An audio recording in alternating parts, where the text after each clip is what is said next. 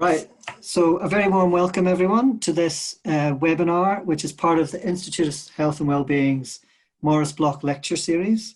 In terms of just some quick housekeeping before I introduce our speaker, the plan is that the speaker is going to speak for 45 minutes and we're going to have between 10 and 15 minutes at the end for questions. You can post questions at the end by filling in the Q&A box at the bottom of your screen. Hopefully people can work out how to do that. Please make sure that your webcam is off and that you are muted if you're an attendee. And as I said, when the lecture is finished, please send your questions in and we'll try to answer as many as we can. So without further delay, it's my great pleasure to introduce Linda Geddes. Linda is an award-winning British science journalist and author.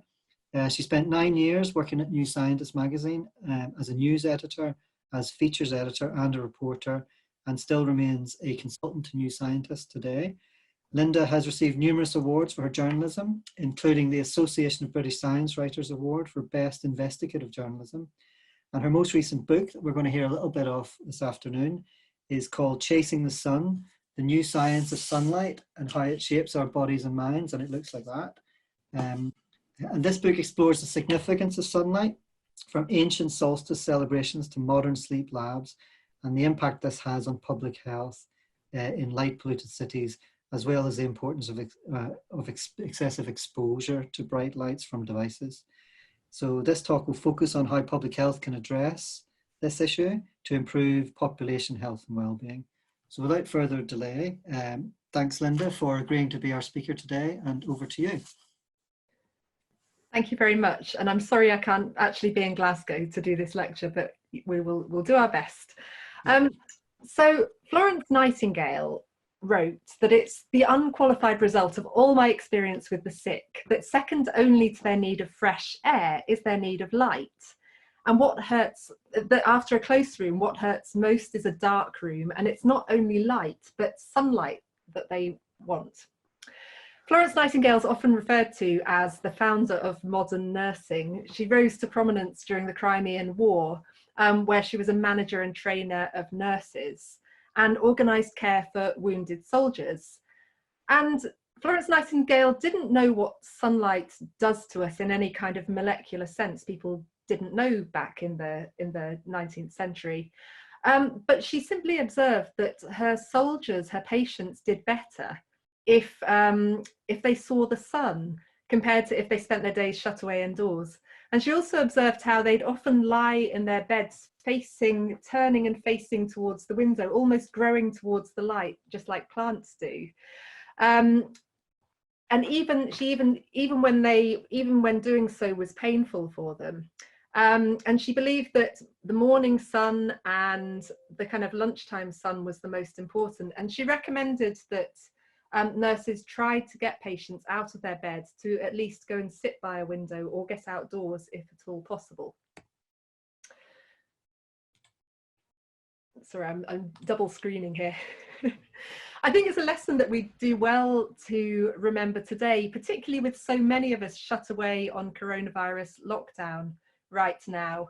But even in more normal times, you know, consider our hospitals, our care homes, even our schools, our offices and factory floors. If you're lucky, you'll have a window, but often these windows aren't accessible to people. If you're in a large hospital ward and your bed is a long way from the window, the light levels in your hospital room might be very dim. And then you have this second problem of the lights being switched on often overnight. You know, they're usually dimmed, but often they're not completely dim. And so this is, you know, this is very different to the conditions we evolved under. So today's lecture is all about the impact of light, and particularly sunlight, on our health and well-being. And I've started with Florence Nightingale really because even though she didn't understand what was going on with sunlight, I think she had a good point after all. So for most of human history, we spent our daytimes outdoors in sunlight, and our evenings were dim and pretty uneventful places. The only source of light after dusk came from burning things like wood, oil, wax, and these things were unaffordable for most households. So people would rise with the sun and they would tend to retire to bed early. And then 140 years ago, this happened. Electric lighting has transformed the way we live our lives. It allows us to work and socialise around the clock. Without it, even working indoors would be difficult. So any prolonged indoor work would give us eye strain unless you got to sit in a big window like I'm sitting in right now.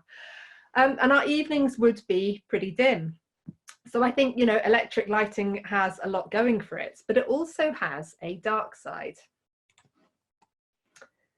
About 12 or 13 years ago, I found myself here in Las Vegas, the gambling capital of the world. So at night, the Las Vegas Strip is reportedly the brightest place on earth, and people flood outside to take in this incredible neon light show. But the funny thing is that during the daytime, no one goes outside. The streets are deathly quiet because you've got these, you know, these chains of underground shopping malls linking one resort to the next. And these vast casino floors, just, you know, where they just use artificial light. So really, Las Vegas has flipped our traditional relationship with day and night on its head. And I was in this topsy-turvy city covering a conference for New Scientists, where I used to work. I'd spent several days shut away in these dark, windowless meeting rooms, and then my evenings being dragged around these casinos by a bunch of forensic scientists. And by the end of this, I was feeling really muddled and mixed up, and I had terrible jet lag as well. And I was just really desperate to get outside and bask in a little bit of sunlight. I'd been editing a lot of stories around that time about these things called circadian rhythms, which we'll get to in a little while, and the importance of light in synchronizing these rhythms, but also shift work, so night shift work, had just been designated a probable human carcinogen by the International Agency for Research on Cancer. So I was very kind of aware of the possibly the bad effects of being exposed to light at night. Anyway, eventually I found myself in this underground maze, which is the Caesars Palace Mall, glimpsing what looked like sunlight up ahead. So I got very excited. But when I got there and looked up, what I saw was this: a beautiful but completely fake sky. And it really kind of, it was a kind of like a moment where I just kind of went, what's going on? You know, it really made me start to question our relationship with light in the modern world, and whether this artificial light and this kind of distorted relationship with natural light is such a good thing after all. I realise Las Vegas is extreme, but for most of us, we have a very different relationship with light, and particularly sunlight, to even that of our great-great-grandparents. And I think it's beginning to take its toll on our health, our sleep, and possibly our relationships. Because the thing is, our biology is set up to work in partnership with sunlight and with this 24-hour cycle of light and dark on this planet. Stepping back in time to the 19th century again, Florence Nightingale lived during a time of enormous change. The Industrial Revolution saw humans transition from a predominantly agricultural way of life to an indoor and urban one. People flocked to these smog-filled cities to work in mills and factories, and they often lived in extremely gloomy and cramped conditions. And as a result of this, this new disease started to spring up: rickets. So a survey by the British Medical Association in the 1880s flagged up the uniquely urban nature of this problem. Rickets just wasn't seen in the countryside in small villages. Various theories were put forward to explain this, including air pollution, bread contaminated with aluminium. But then an English missionary called Thomas Palm, who'd spent a lot of time traveling in Asia and Africa, suggested that it was a deficiency of sunlight. He called it a disease of leaden skies. And he proposed that sunbaths, so basically sunbathing, might be a cure. And sure enough, it worked. So here we can, in this picture, we can see this is heliotherapy as sun therapy. So here's a child with rickets, and then after 2 years of regular sun exposure, the bones start to repair themselves.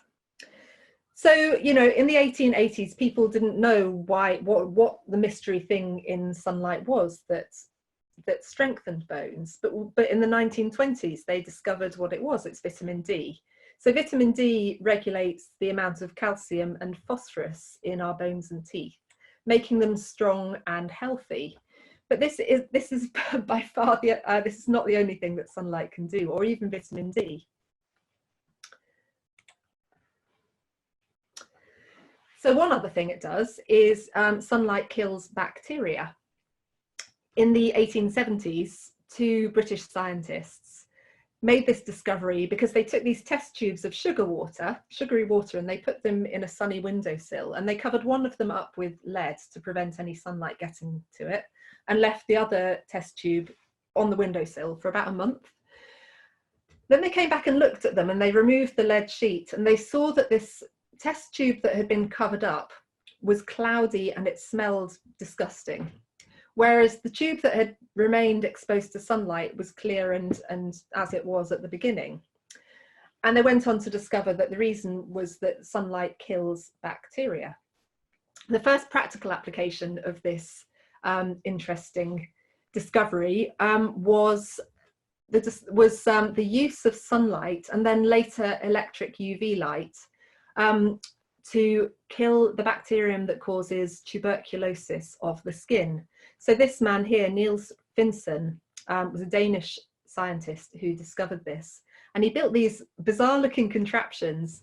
This is filtering UV light down these long water-filled tubes, which had various glass lenses in to concentrate the light, the UV light, and then the water in the tubes cooled it down so it didn't burn the skin. And he turned it against this disease, lupus vulgaris, or skin tuberculosis, which at the time was, you know, the disease that no one wanted to catch. The name lupus comes from wolf, because it produced these horrible wolfish ulcers which literally kind of consumed the skin. So when he, you know, made this discovery of basically a cure, it was a really big deal, and he was awarded the Nobel Prize. I think it was in 1902. But this was just the beginning, because Finsen's work in this area kind of popularized this idea of sun cures. And by the 1920s, sunlight was being touted as a cure for pretty much every disease under the sun, but especially tuberculosis of the bones, of the joints, and of the lungs, which is what most of us think of when we think of TB. Why would that be? I mean, it's not that UV light is going, you know, you can see how it would kill bacteria in the skin, but what's it doing in the lungs? What's it doing in our bones, where there's no access of the UV light to these tissues? Well, it turns out that vitamin D isn't only needed to build healthy bones and teeth. There are also vitamin D receptors on our immune cells, and vitamin D enables them to produce this antimicrobial peptide called cathelicidin, which helps them kill pathogens like bacteria. It also seems effective against some viruses. Certainly, there's respiratory syncytial virus and influenza. And some of you may have noticed some newspaper stories in recent days about whether vitamin D supplements might be a good idea in the current situation we're facing with coronavirus. I think we don't know that at the moment, but I think it's definitely worthy of exploration. Especially, you know, in the UK at the moment, we're just coming out of winter, and so all of us have pretty low vitamin D levels at this time. So, you know, obviously too much sunlight is bad for us. UV light triggers mutations in our DNA, which left unchecked can lead to cancer. So I certainly wouldn't advocate prolonged sunbathing, especially if you have a pale Scottish complexion like me. And another reason why sun exposure can lead to cancer is because it suppresses the immune system. So actually, our immune cells are pretty good at spotting unusual cells and destroying them, but if their activity is being suppressed by too much UV light, then they become less effective. So you've got this double whammy from UV light. But at the same time, it's possible that a bit of sun exposure is good for our immune systems. There's a growing belief among immunologists that it might actually just kind of help tweak the immune system and keep those kind of rampant immune responses in check.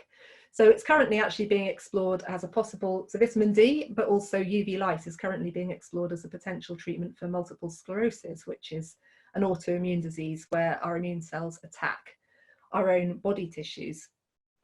So to summarize, sunlight does lots of things for our body. You know, it strengthens our bones and teeth, it tweaks our immune systems in various ways. It can kill germs directly. There are other things it can do which I haven't mentioned, including tweaking our blood pressure, which is very strange and interesting. But the big thing that I'm going to spend the rest of this time talking about is circadian rhythms. So inside every cell of our bodies, there's a molecular clock which controls the timing of pretty much every biological process, from when we feel sleepy and alert, to when we release various hormones, to the activity of our immune cells, which varies over 24 hours. So even our brain chemistry, so the neurotransmitters that we're releasing in our brains. They're called circadian rhythms, and our bodies really are a different place during the day compared to at night. Now, in some people, these rhythms tick along at slightly under 24 hours. In other people, they're closer to 25 hours.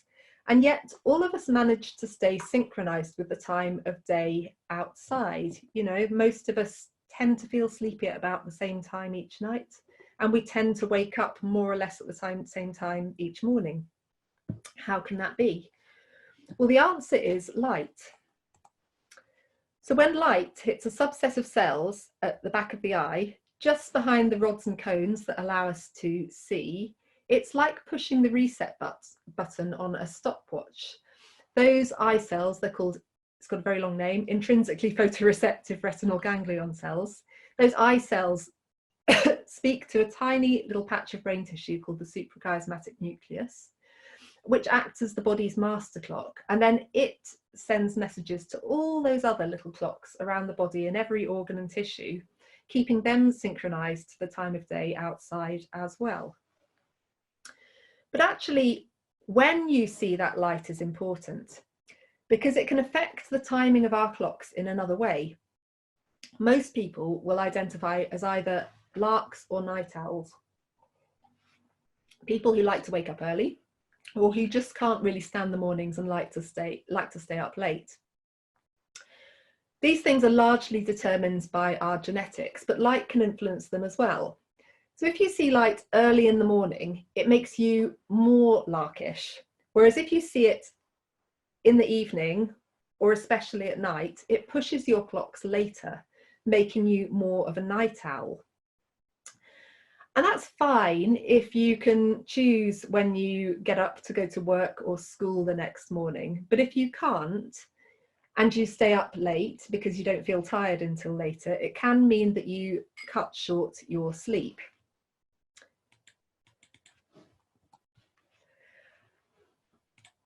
Excuse me. Light does other things as well. So those same eye cells at the back of your eye also speak to brain areas that control mood and alertness. And they're particularly sensitive to light in the blue part of the spectrum. You might have heard a lot about blue light being particularly bad and we should avoid blue light at night. And that's because those eye cells that control our circadian rhythms, but also feed into these mood and alertness areas, are particularly responsive to blue spectrum light. And that, it doesn't necessarily look blue. So daylight includes a lot of blue light. In fact, daylight contains light from across the spectrum. But there are things like, you know, various light bulbs, particularly modern LED light bulbs, have a very big spike in blue light. So, you know, that's a good thing if we're exposed to bright or blue spectrum light during the daytime, because it makes us more alert and more ready to respond to our environment. But if you see it at night, then it's another thing that can make it harder to fall asleep. And sleep really does matter. Not getting enough of it makes us less coordinated, less vigilant, less able to solve problems. It makes it harder to regulate our emotions and read the emotions of other people. It affects our memories and it affects our health. Sleeping for fewer than 6 hours a night has been shown to make you 4 times more susceptible to catching a cold.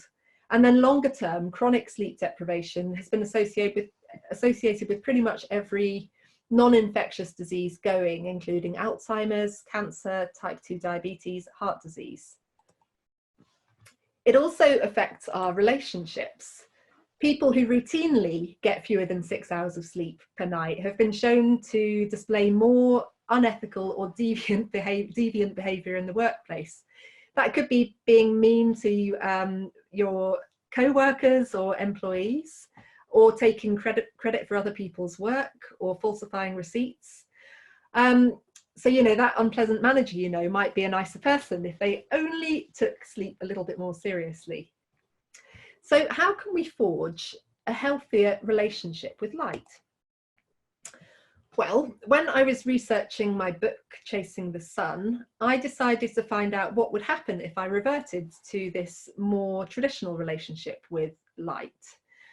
So I teamed up with some researchers from the University of Surrey, and we devised this experiment to measure what would happen if I tried to spend much more of my daytime outdoors in sunlight and try and turn off the lights in the evening. We did this in December and January. So, and I needed to carry on working because if I didn't work, I wouldn't have any money. So we decided, okay, I'm going to turn the lights off after 6 p.m. and after that time, just use candles. And I did this.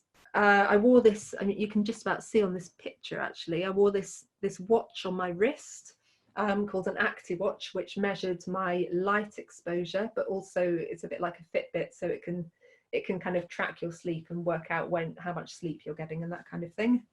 And I filled in lots of these mood and alertness questionnaires. Persuading my family to live like this took a little bit of persuasion. My daughter burst into tears and told me that it would be spooky, but I eventually got her on board. And you know, we actually found it a really positive thing. By the end of this, we did it for about 6 weeks on and off, kind of testing different protocols, you know. So some weeks we just worried about the evening light exposure. There were other weeks where I didn't worry about the evening light at all, but just made more of an effort to get outdoors, and some weeks where we combined the 2 of them.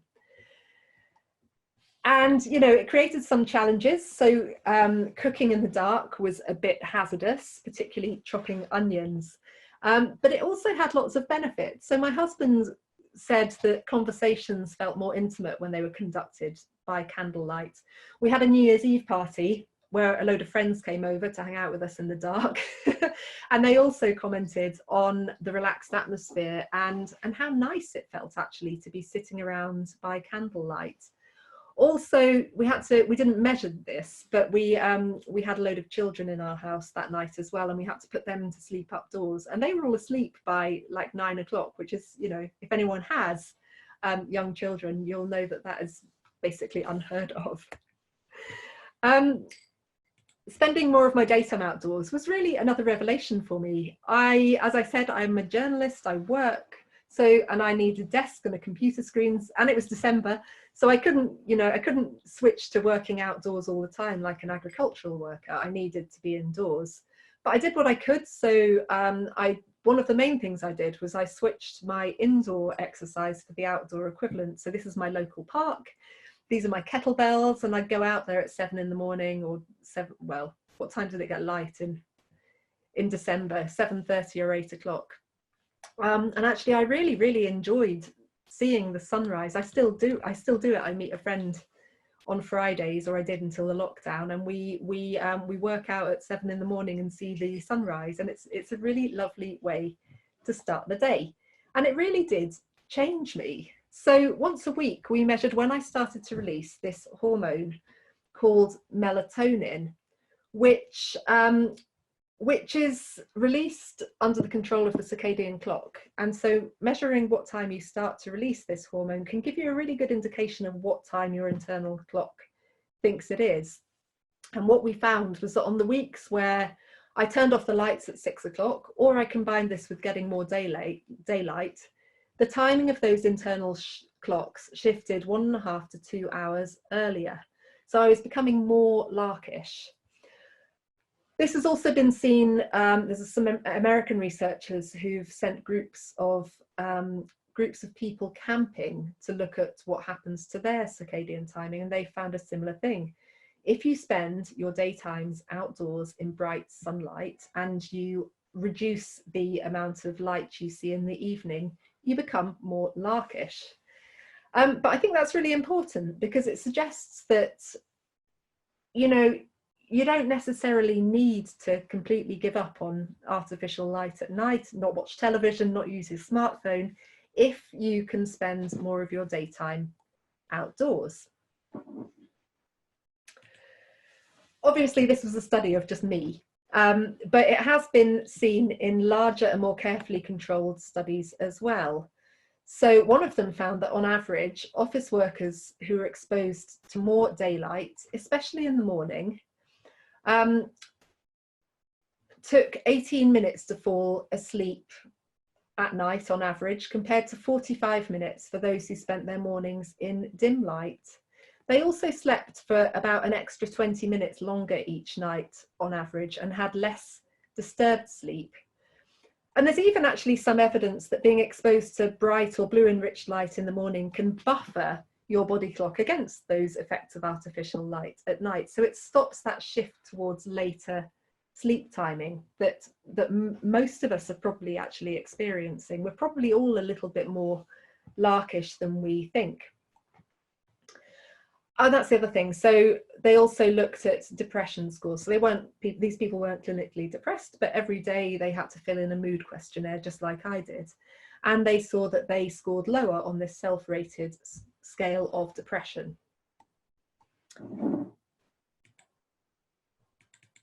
Excuse me. So I think we might have some teenagers listening to this today. So I thought I'd talk a little bit about them, because I think teenagers are actually a population who could really benefit from this approach. It's not just, you know, middle-aged, sleep-deprived mothers like me.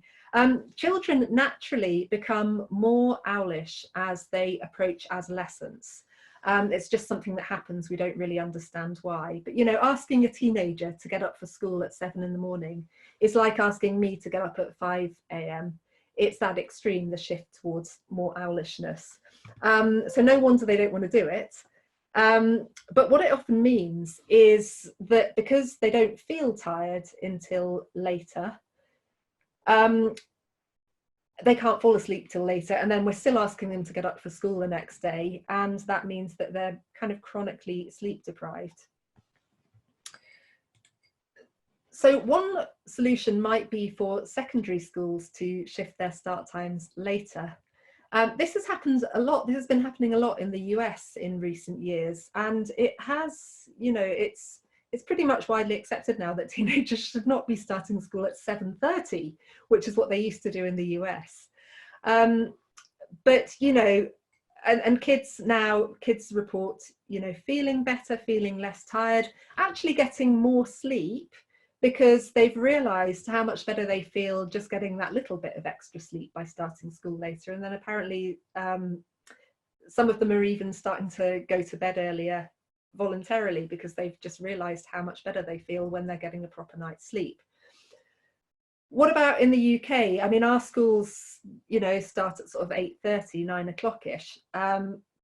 Could we benefit as well? Well, there was a study of this English school where they shifted the school start time from 8:50 a.m. to 10 a.m. And what they found was that the rates of absence dropped from 15.4 days on average per year before this change was made to just 7.3 days absence on average per year 2 years after they'd introduced this change. they also saw this improvement in GCSE scores. So 34% of pupils were obtaining a good GCSE grade, like A to C, before the change, and then that rose to 52% afterwards. As I said earlier, you know, sleep really does matter, and it's not just about school grades. There was another study that found that teenagers whose parents managed to persuade them to go to bed earlier, those teenagers are at lower risk of depression and suicidal thinking. So, you know, I really do think making school start times later is a good idea. But until that happens, if it ever does, there is something that teenagers can do to improve their chances of getting more sleep, and that is rethinking their light exposure. Just think about it. If you can shift your sleep timing 1.5 to 2 hours earlier, you're going to want to go to bed earlier and therefore allow yourself more sleep. And I think dim is the really key word here, because you don't have to switch to candles. I mean, that's actually, it's actually deeply impractical. But, you know, dimmer switches, table lamps, you can get these smart light bulbs now where you can tune out the blue light and dim the lights. I think I've got some. We've been fitting them in my house. These hue bulbs, and also the same should apply to computer screens and smartphone screens. So, you know, you can put your iPhone on night shift mode. Your laptop, you can install this software called F-Lux, which tunes out the blue light and dims your screen. It's really important to also make sure that you dim the screen, because a lot of night shift mode things will just remove some of the blue, but there'll still be blue light there. But our eyes are also sensitive to light from any spectrum if it's bright enough. And it's increasingly looking as though younger people are more sensitive to lower amounts of light. So, you know, keep things dim and warm like firelight. But also darkening your evenings and brightening your days will increase the amplitude of those circadian rhythms, so making them more pronounced, a bigger difference between day and night. And that's important because flattened circadian rhythms seem to be associated with disrupted sleep and also poorer health. But what if you can't make these kind of changes? Maybe you can't spend more of your daytime outdoors and there's nothing you can do about your interior lighting because you're elderly and in a care home, or you're seriously ill and in hospital. Hospital patients tend to have just those flattened and disrupted circadian rhythms that I just talked about. And some of that is because their light exposure is so unusual. So hospitals often have small windows, you may not be near the window, but also lights are often switched on 24/7. Certain drugs also seem to interfere with circadian rhythms, including morphine, which obviously a lot of hospital patients will be on. And there's some pretty compelling evidence from animal studies, at least, that this circadian disruption matters to recovery from injury and illness. So pity the little mice. There's a researcher in Canada called Tammy Martino who has been simulating heart attacks, I think in mice, basically simulating a heart attack in mice that are either have regular circadian rhythms because they're kept in conditions where they have 12 hours of light and then 12 hours of darkness, like how mice would live in natural settings. But then they simulate these heart attacks in another group of mice who have the rodent equivalent of jet lag, really. Their circadian rhythms are all over the place because their light exposure is so erratic. Now, if you do these experiments, if you give these mice these heart attacks, what you see is the ones with disrupted circadian rhythms are less likely to survive. And you can actually see this difference in the amount of scar tissue that's laid down in their hearts as the hearts are recovering. You see a different numbers of immune cells infiltrating into that heart tissue and helping it to recover. does the same apply in humans? Should we be trying to improve human circadian rhythms to help them recover from illness and injury? I don't think we know that for sure, but certainly there's a few small studies that have suggested that patients who've had, say, coronary bypass operations, they recover faster, they're sent home sooner if they are I want to say housed, I'm not sure housed is the right word, but if their hospital rooms have access to a big window rather than them being in a dark hospital ward. So I think we could, there's potential for rethinking the way we light our hospitals. And actually this hospital, Rigshospitalet, this hospital group in Copenhagen in Denmark have been doing just that. So I went to visit Glostrup Hospital, where they have this stroke rehabilitation ward. And they've been doing this study looking at introducing circadian lighting to see how that affects these stroke patients' recovery. Now, circadian lighting is also kind of, some lighting companies refer to it as human-centric lighting. What it basically means is this photo on the right is what the lighting looks like in the daytime. You have very bright kind of bluish white LED lighting fixtures, and they're trying to simulate daylight, so it's kind of brighter than you'd usually get in a hospital ward. This photo was, I think, taken in January. So up in Nordic countries, they have an even greater problem getting daylight into hospital rooms, especially in the winter. So in the daytime, you have this very bright blue rich lighting. And then during the evenings, it gets dimmed down to this kind of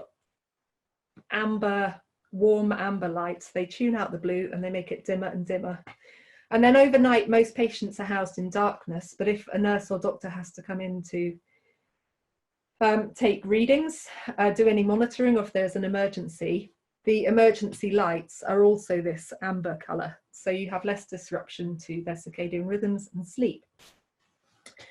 And this is still a pilot study, but what they found is that the stroke patients who are housed in these rooms with circadian lighting, they have more robust circadian rhythms, which you'd expect because they have this big difference between the light exposure in the day and at night.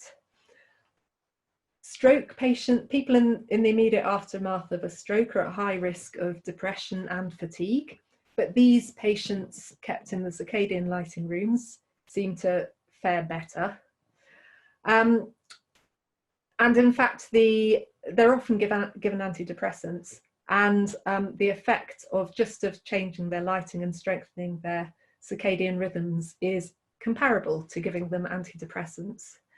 And then, a subset of these stroke patients also have dementia. And a nurse who cares for these patients in the ward who I interviewed told me that, with these dementia patients, they just seem to have a better idea about what time of day it is, and they seem calmer. And, I think that's interesting as well. So, dementia patients. So circadian lighting is also being piloted in care homes, looking after people with dementia. And, as we age and get older and older, the lens in our eye becomes more cloudy. So it makes it harder for light to get into those light sensitive cells at the back of the eye. And you tend to see this flattening of circadian rhythms. And that's interesting because you also see this in dementia patients, but with dementia patients, you often see these things, you get this phenomena called sundowning, where people become more irritable and agitated as the afternoon and evening progress. You also see a lot of sleep disruption and night waking, so people waking up multiple times in the night, wandering around. That puts them at increased risk of falls. It's actually a reason why people often get put into care homes in the first place, because they're wandering around at night and they're not safe anymore. And interestingly, so sundowning, night waking, both of these things are associated with flattened and disrupted circadian rhythms. They're also worse during the winter and on cloudy days, where you get less of this kind of this synchronizing effect of sunlight. So anyway, there have been a few trials now looking at whether boosting the light exposure of care home residents has any impact on their dementia symptoms. It can't cure dementia for sure, but it does seem to result in a slower rate of cognitive deterioration, fewer symptoms of depression, and less deterioration in everyday tasks. So people are more able to get on with everyday stuff like getting dressed, maybe preparing some food for themselves. And if you combine this bright exposure to daytime light with melatonin supplements, and again, if you remember from my own experiment, taking melatonin as this hormone that you release at night, it helps prepare the body for sleep and for what happens in the nighttime. And it's another kind of signal from the circadian clock of you know what time it is that it's nighttime. So if you combine the bright light in the daytime with melatonin supplements, again kind of reinforcing this message that it's nighttime, you see improved sleep in these patients.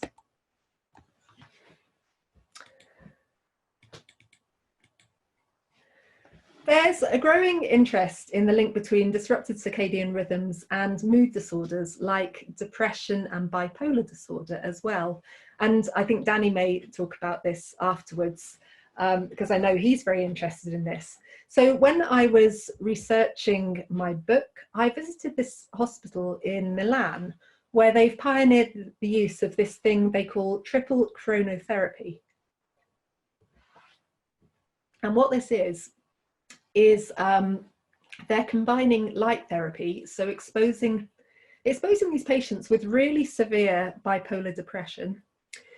They're exposing them to bright light first thing in the morning, just like the way you treat patients with seasonal affective disorder.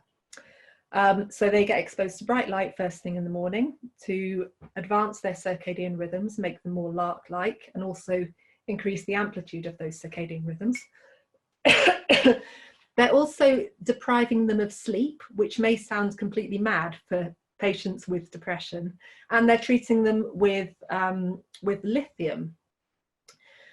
And what these three things seem to do is they seem to jumpstart these sluggish, flattened circadian rhythms that you seem to see in these patients. So both patients with bipolar depression and general depression seem to have, again, these like flat circadian rhythms, this circadian disruption. We're not sure why, but giving them this light therapy, depriving them of sleep, giving them lithium, all these things seem to restart these circadian rhythms and they start to feel better. I think the lithium thing's really interesting. So lithium's been given to patients with bipolar disorder for a long time and no one's really understood how it works. But it looks as though actually lithium is affecting the working of the circadian clock, those molecular clocks in our cells.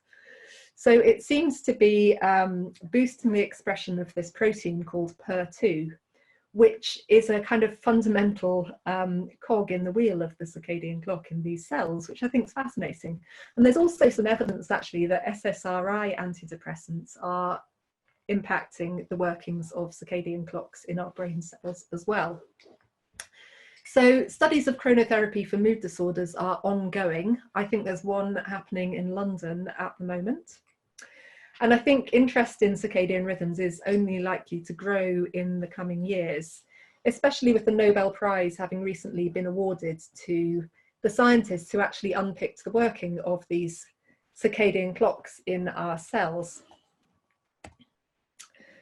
To summarize them, and I'm just seeing what time, yeah, I'm just about on time. To summarize then, today we light up our evenings in a way our ancestors never did.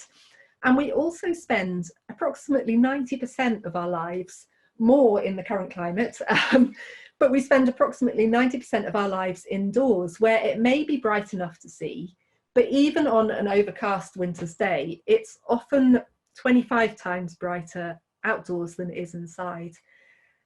And in the middle of summer, it may be 500 times brighter outside. Just before I started talking, I was fiddling around with this light meter that I have from when I was doing my experiment. And, you know, if I was to take a light meter reading back here in my office, and I've done this lots of times, so I can tell you, it would give me a reading of maybe about somewhere around, like, on a dark, gloomy day, it might be 50 to 100 lux. So light is measured, illuminance or brightness is measured in this unit called lux. So on a kind of dim, gloomy day in the back recesses of my office, it would be kind of 50 to 100 lux. On a kind of bright, sunny day, if I was not sitting right in the window as I am here, it might be 200 lux. And that's what you see in lots of offices. If I take my light meter right to the window, it's more like 1,000 lux. But if I go outside on, you know, a cloudy day, it might be 4,000 lux outside. But on a bright, cloudless day in the middle of summer, it's about 100,000 lux outside. It's a lot brighter outside than it is indoors. And I think we really do need to get out there and embrace that light. And so for many of us, that means learning to embrace the outdoors, whatever the weather and whatever the season. At the moment, our outdoor time is limited to reduce transmission of coronavirus. But, you know, I do think that trying to get outdoors even now is really, really, really important. And if you can't get outdoors, at least try and spend as much time as possible sitting closer to the windows. As Florence Nightingale said, we humans seem to grow towards the light, and it's not only light, but sunlight that we want. We evolved on this rotating planet with a 24-hour cycle of light and dark, and we really do need to try and reconnect with those extremes. Thank you. I'm going to take a drink of water now. Thanks very much, Linda. That was fantastic. Really clear talk, really interesting. I'm sure there'll be lots of questions. I've got one or two, but I think, can I invite people to fill in the Q&A box, and then we can try to get through as many questions as possible? Sure. So I'll give people a couple of minutes for that. While we're waiting for the questions to come in, Linda, because I know we've got some schools here involved today, as well as some pupils and teachers. And I'm thinking about Scotland particularly, and schools in Scotland in winter time, for example. Yeah. Whether or not we should be doing more radical things, like, you know, should we have PE every day, every morning for every, you know, class? Or, you know, how should we bringing classrooms outside, etc., etc.? Any thoughts on that kind of thing? Yeah, absolutely. I mean, I think especially for children, we should be trying to get them outdoors as much as possible. And teenagers as well. So I haven't mentioned this, but there's quite strong evidence now that actually being exposed to plenty of bright light is really important for eye development as well. So in Asian countries, you're seeing this epidemic of myopia or short-sightedness.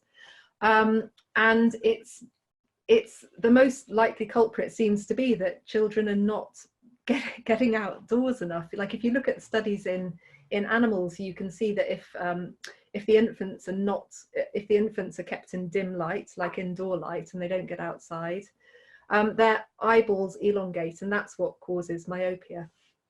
So you know, there are these studies ongoing now which are trying to get Asian kids outdoors in their break times, because they're not encouraged to go outdoors at all. A lot of them are kind of hothouse, they take academic education very, very seriously.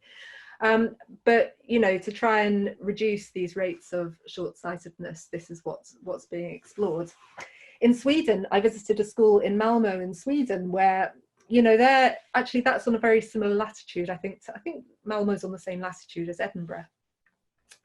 And so, you know, I went there in January. The sun doesn't rise till about 8:30 a.m. And a lot of people suffer from winter depression. Even if they don't have winter depression, they feel really tired and sluggish in the mornings. So the school wanted to see, well, what can we do about this? So they have installed, similar to the hospital I mentioned in Copenhagen, they've installed this circadian lighting in some of the classrooms. So it's very kind of bright and white, and there have been a few. This was part of a study. What this showed actually was that even though the kids went home to their houses and they didn't worry about their light exposure at home, they experienced better sleep as a result of having that bright stimulus in their classroom during the daytime. And again, the light kind of dims towards more kind of orangey amber light as the afternoon progresses. So it's basically trying to mimic what you'd be exposed to kind of maybe around this time of year, where you know, on the equinoxes, where daytime is similar to nighttime. And you know, most people think that we evolved closer to the equator, and so we're not necessarily, probably we've adapted a bit. And there is a little bit of evidence from populations in Iceland that actually rates of seasonal affective disorder are lower there than you'd expect them to be given the latitude. So there may have been some adaptation, but probably having more equal day and night, you know, light and dark, is what suits us best. Great. Thanks, Linda. So we'll try and go through some of these questions. I'll field them for you. Firstly, Audrey's just written that we will be sending a link for this recording in case you've missed bits of it. Hopefully that reassures people. Narissa has asked about blue light blocking glasses. Yeah. How useful they may or may not be. What do you think? I've been sent some, actually. I've got them here.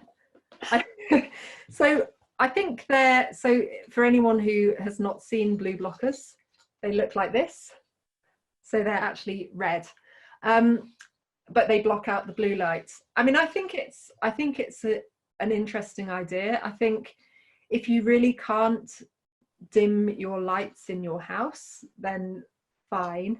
But I think there's a lot you can do without having to, you know, resort to blue blockers, because you really can, you know, you can get warm coloured light bulbs now. You can dim the lights. You can install, like I said, this software on computers called Flux, which is really, really good. Anything you can do to tune out that blue light at night is going to be helpful. It does seem as though some individuals are more sensitive to light than others. And there's no way of testing that at the moment, but you probably know who you are anyway, you know. So but then I guess if you have to work in a hospital at night, or maybe not a hospital, because I'm not sure you could get away with wearing these in a hospital, or you have to be on public transport at night. Sometimes I commute back from London at sort of 10 o'clock at night or 11 o'clock at night, and I find I can't sleep. Whereas if I do something like put the blue blockers on or wear dark sunglasses, I sleep much better after that. I think also if you're having to, you know, there's a whole section in my book on jet lag and mitigating jet lag, and actually these things can be really great if you're taking a flight and you're going to be exposed on your flight to bright light at the wrong time of day or night. And actually your light exposure when you're traveling can be really, really important to being able to adjust to the new time zone more quickly. So I think there are situations where these things are a really good idea. Sorry, I'm taking a long time. That's fine. So we've got quite a lot of questions, so maybe we'll try for concise answers, if that's okay. So next is from Caroline, who's asked, have you done any work? So you haven't really mentioned shift working and health, but I guess there's an easy answer to that. Have I done any work? I personally haven't done any work. Sorry. So I think shift work, it's a massive area of research at the moment.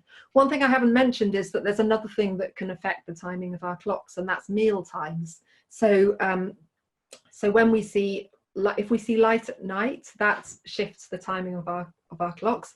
Another thing I didn't say is that our clocks don't all move at the same time. So a problem you get with jet lag is that your clocks shift, but they all fall out of synchrony with each other while they're shifting.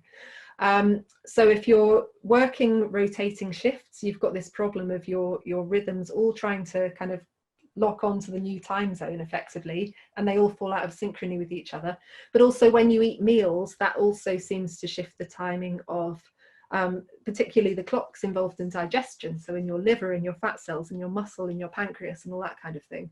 So there is I think some really interesting work at the moment on looking at, let's not worry too much about night shift workers are being exposed to light at night, but at the very least, don't eat in the middle of the night if you're working the night shift. And I mean, it's really early days, and I don't think the researchers wouldn't want me to say, yeah, it works, but I think that's a really interesting idea to try and at least reduce that disruption that's going on. But it's a big issue, isn't it, for public health? It's a massive issue, yeah. And then NASA, so NASA's doing a lot of work in this as well for its astronauts. Yeah. And their attitude is, what we really care about is alertness and people not falling asleep on the job. So they are using, bright blue light in the middle of the night to, just wake people up. But that's going to cause more disruption and might have longer term consequences for people's health. So there's no easy answer. Indeed, but really interesting. So Joanna has asked, are we worse off for any disorders by living in Scotland than compared to the Mediterranean countries? There's a short answer to that, which is yes. Do you want to elaborate on that, Linda? In terms of circadian disruption, maybe? Well, circadian disruption, yes. Seasonal affective disorder, definitely. Also, there are various disorders that seem to be more prevalent at high latitudes, including multiple sclerosis. So again, that immune suppression effect I talked about, anyways, and vitamin D, those things are worse at higher latitudes.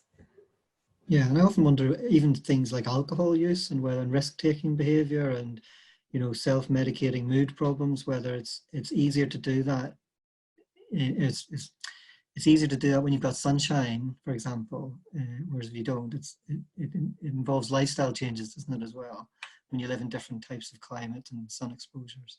Yeah, and actually I was just thinking, so what I didn't talk about is, so there's a Scottish doctor whose name, I've just forgotten his name, Richard Weller at the University of Edinburgh, he's doing some of this work on multiple sclerosis and sun exposure, but his big thing is looking at heart disease and blood pressure and sun exposure. So he has found that being exposed to UV light causes a drop in blood pressure. And it's enough to be clinically significant. So, you get this several point drop in blood pressure, even if you're just exposed to sunlight for about half an hour, and it carries on for about an hour or so after you step indoors. So he wonders if that might be one reason why people living, living in Scotland have higher rates of heart disease compared to people in southern England and Mediterranean countries. I mean, obviously there's lots and lots of factors, and it's not just going to be about UV light. Diet, all these things have an impact, but sun seems to have this impact on heart health as well. Absolutely. So an anonymous question is, would you advise buying a UV light for your house or desk, especially in Scotland in the winter? I wouldn't, because of the skin cancer risk. I mean, so I definitely, it depends what we're thinking about. Are we thinking about the effect of sunlight on the skin, or are we thinking about the circadian thing? Yeah. So definitely, UV light and blue light here, Linda. Maybe that's yeah. Okay, so UV light is another type of light. So you have light across the whole spectrum. At one end you have UV light, at the other end you have infrared light, and then you have the visible spectrum in the middle. So when we're talking about blue light, we're talking about the blue peak within the visible light spectrum. Definitely a lot of circadian biologists will have a SAD light on their desk, even if they don't suffer from seasonal affective disorder, and they use that in the winter time to try and supplement for the lack of daylight. I do this as well. I think it really, really helps. I do a fair bit of radio, and that involves going into a radio studio where there's basically no light. It's really dim. And I find having that bright blue spectrum light on in the daytime really gives me that alertness boost. UV light for getting vitamin D, I think, is more difficult because there is this increased risk of skin cancer. I wouldn't use a sunbed, for instance. I have pale skin. You know, you can get a tan using fake tan, but I think you should take vitamin D supplements in the winter, and also, you know, try and get vitamin D from other sources like oily fish. Okay, great. Terry John or John Terry, Terry John. Linda, could you say a little bit about the Amish community who really move away from artificial light? And yeah, absolutely. So as part of my book research, I went to Pennsylvania in the US to go and spend some time with an Amish community, because I was really fascinated by to see what people's sleep and circadian rhythms looked like where they had this more traditional relationship with light. And the Amish are interesting because they don't have access to the electric grid, because they basically don't want, it's not that they're opposed to electricity per se, but they don't want the kind of modern trappings that electricity brings, so things like television, internet, all that kind of thing. So I went and spent a long weekend over a bank holiday, like this Memorial Day weekend in May. I think it must be about 4 years ago now. Just spending, you know, living with this Amish family. And, you know, the really big difference, apart from the Amishness of it all, is that they get up so much earlier than other Americans, other Europeans do. You know, I just flown in from London. I'd flown into New York, and I found myself in this Amish community about 2 days later. So I had terrible jet lag. And my host said, she said, "What do you want to do this weekend?" And I said, "I just want to basically follow you around and see how you live, and ask you and your friends and family lots of questions about light and sleep." She's like, "Fine. Well, we want to go yard sale shopping tomorrow morning. You're very welcome to come. But I warn you, we're going to be getting up at 4:30, which is what we do every day. Is that okay?" And I was like, "I mean, that's fine. It's about, you know, 9:30 a.m. UK time. That sounds like a lie-in." But they really do, you know, they're up at 4:30. They've eaten breakfast by 5. They're out of the house by 5:15 every day. Another big difference is that, you know, the community, they're not allowed to use cars. They kind of get around. If they have to travel any sort of long distance, it's on these kind of horse-drawn buggies. But mostly they get around by walking or scooting. They're not allowed to use cycles, but they have these kind of like man-size push-along scooters with bicycle wheels that you kind of pedal along with your foot, pushing on the ground. But what that means is, you know, they're out of the house at sort of 5:15, 5:30 a.m., going to their place of work by walking or scooting, getting exposed to that bright dawn light, which is pushing their body clocks earlier. And you know, there are Amish people who claim to be night owls. I interviewed one of them. She's called Katie Baylor, and I said, "You know, so when would you like to get up in the morning?" And she's like, "Oh, you know, like 6:30 or 7 would be amazing." yeah, I'm like, "When would you like to go to bed at night?" And she was like 10:30, 11 p.m. I know it's really late. I'm like, "No." yeah. Well, that's completely normal. But the other really interesting thing I think about the Amish is that they have the lowest incidence of seasonal depression, seasonal affective disorder, of any Caucasian population that's been studied so far. I mean, some of that may be cultural. They're very, you know, very strongly religious, and they may not want to be ungrateful for what God has provided. But you know, there's also, you know, there's this strong association. The way we treat seasonal affective disorder is by exposing people to bright light first thing in the morning, and they do that every morning without needing a light. You know, it's just the way they live. So, you know, I think that's really interesting. Yeah. So let's have maybe a final question, and we'll type in some answers in the Q&A box for the questions that we haven't got to. I think we'll try and do that for people. Plus, obviously, Audrey's going to send a link to the whole talk. So Beverly has said that in many council areas, and you'll be familiar with this, Linda, councils are using cheaper versions of street lights that may have a strong blue component in them, like the LED lights. money, but obviously any public health implications of that? Yeah, and in fact, the American Medical Association has put out a advisory on this, basically saying local authorities should be really careful about installing these, you know, the kind of classic bright white LED, which it doesn't look blue, but it looks very, you know, very cold and white and bright. And certainly, you know, if you have one of these lights just outside your home, that there's you know, and you don't have good curtains, then that light pollution may be having an impact on your sleep. So the American Medical Association has said, where possible, councils should be trying to fit warmer coloured LEDs, which is possible, but also direct the light, you know, install shades so the light is being directed down onto the street.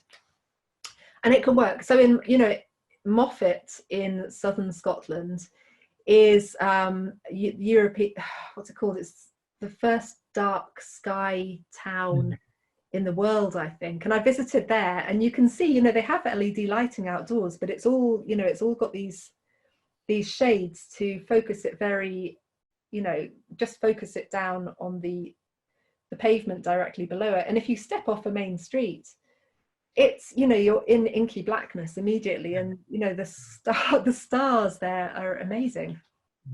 So that's worth thinking about if you think about all the street lights in the UK and other countries and how that could change. Yeah. Better. Linda, I think we'll wrap it up there and say thanks very much. We'll maybe stay on and answer as many of these questions as we can. I think we can save the questions, and we'll try and give a response for people, and maybe Audrey can disseminate that afterwards. But for the time being, I'd just like to say thanks for a brilliant talk. You and I might stay on the line, but I'll stay on the line for a bit longer. So thanks everyone for your participation, and we'll send you the link for the recording of this in due course. Thanks. Thank you for coming and attending.